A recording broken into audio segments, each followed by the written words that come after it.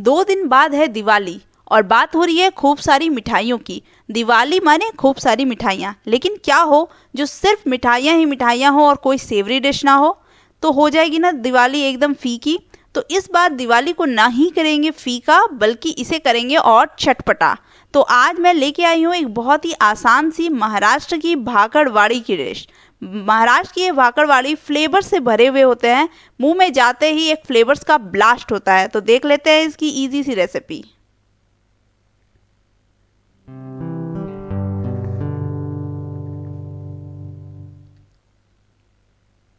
भाकरवाड़ी बनाने के लिए हमने लिया है 200 ग्राम के करीब मैदा। इसमें लिया है हमने 2 चम्मच बेसन के बाद हमने 2 चम्मच के करीब इसमें चावल का आटा लिया है। फिर स्वाद अनुसार नमक। मोइन के लिए हमने इसमें डाला है ऑयल, आप चाहें तो घी का भी इस्तेमाल कर सकते हैं। और इसको थोड़ा थोड़ा मोइन देके हमें इसे अच्छे से मिक्स कर लेना है। मिक्स करने का मैंने बता दिया है पैटर्न। जब भी आप मिक्स करते हो तो ध्यान रखना होता है कि अगर ये आपका जो पूरा मैदा है ये बाइंड होने लगे, इसका मतलब कि आप एक एक दाने में अच्छे से सारा मटेरियल यानी कि आपका जो ऑयल है वगैरह सब ये क्या है मिक्स हो गया है। तो इस तरह से हमने चेक किया, ये बिल्कुल बाइंड हो रहा था। अब इस स्टेज पे हम थोड़ा थोड़ा पानी देके इसको गूँथेंगे। पानी का खास ध्यान रखना है क्योंकि इसकी डो जो होती है वो काफ़ी सख्त होती है। तो इसे हम इस तरह से हमें सख्त डो बना के तैयार करना है, जैसे आप समोसे वगैरह बनाने के लिए जो हम लोग डो बनाते हैं एग्जैक्टली वैसा ही सख्त डो बना के हमने तैयार कर लिया है। इससे पहले हम इसमें जो मसाले अंदर में फिल होते हैं उसको तैयार कर लेते हैं। उसके लिए हमने लिया है धनिया, गोटा धनिया लिया है हमने, काली मिर्च ली है, जीरा लिया है और यहाँ पे हम डालेंगे इसमें, तो इसे हल्का सा भूनने के बाद हम इसमें डालेंगे नारियल का बुरादा इस्तेमाल किया है हमने। आसानी से मार्केट में मिल जाती है और ये एक मस्ट एडेड डिश है, इसको आप ज़रूर से डालना, ये स्वाद को काफ़ी इन्हांस करता है, यूएसपी है ये इस डिश का। तो इसको अच्छे से हम भून लेंगे। भूनने के बाद हम इसे थोड़ा ठंडा करके एक पाउडर बना लेंगे। तो देखो यहाँ पे ये भुन के बिल्कुल तैयार है, इसे साइड कर देंगे ठंडा होने के लिए जब ये भुन के तैयार हो जाए। अब इससे पहले हम इसमें इमली की चटनी बनाते हैं। इसमें ये इमली की चटनी काफ़ी बहुत अच्छा फ्लेवर ऐड करती है और अगर आपके पास इंस्टेंट इमली की चटनी है तो आप उसका भी इस्तेमाल कर सकते हो। इसके लिए हमें इमली को थोड़ी देर के लिए भिगो के रखा था पानी में, आप चाहे तो 2-3 घंटे भिगो के रख सकते हो, अदरवाइज़ हाफ एन आवर भी भिगोगे तो काफ़ी है। इसके पल्प को हमें निकाल लेना है। उस पल्प को हमने पैन में डाला, पैन में हमने थोड़ा सा गुड़ ऐड किया और फिर हमने थोड़ा सा नमक ऐड किया है और उसको आप देखो इस तरह से थोड़ा चला लोगे। आप चलाओगे तो आपको इसी स्टेज पे से गैस को ऑफ कर देना है, क्योंकि आप अगर इसे ज़्यादा चलाते रहोगे तो ये काफ़ी गाढ़ी हो जाती है। आप इसी स्टेज पे गैस को बंद करो, थोड़ा सा लिक्विड ही रहने दो क्योंकि वो अपने आप ही धीरे धीरे गाढ़ी हो जाएगी। मसाला जो हमने भून के रखा था वो अब ठंडा हो चुका है, उसे अब ग्राइंड कर लेते हैं। हमने मसाला डाल लिया है, उसमें डाला है शुगर थोड़ा अच्छे से डाला है हमने क्योंकि इसमें थोड़ा मीठा, मैंने बोला था फ्लेवर्स काफ़ी होते हैं तो बहुत सारा स्वाद आता है, मीठा भी होता है।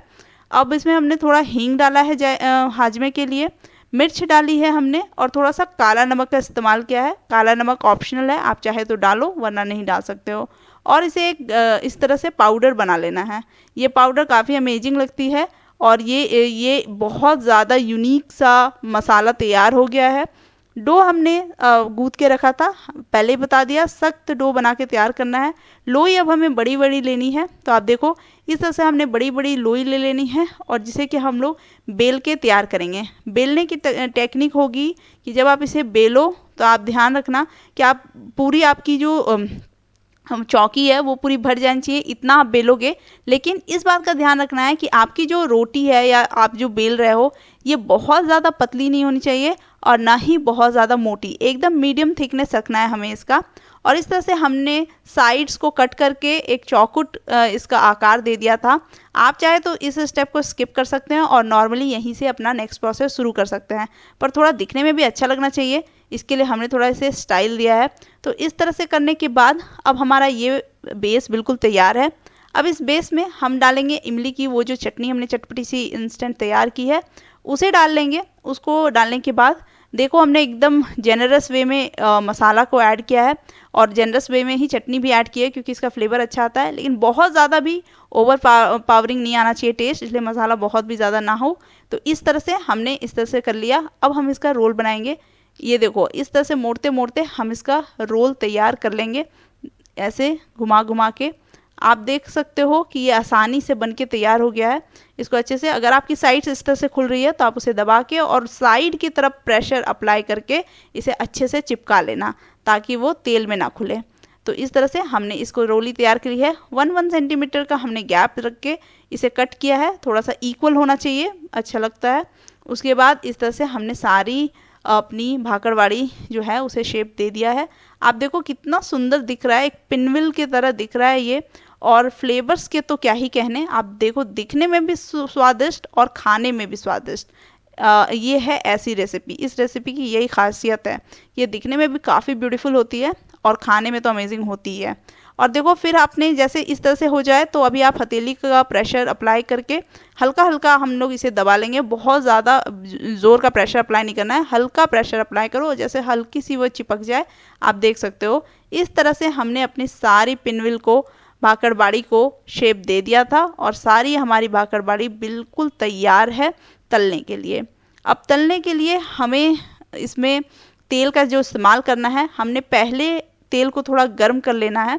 तो जब हमारी सारी भाकरवाड़ी शेप आ जाए तो तेल हमारा पहले से गर्म था, उसके बाद तेल को हल्का कम करके टेम्परेचर हमें सारी भाकरवाड़ी डालनी है।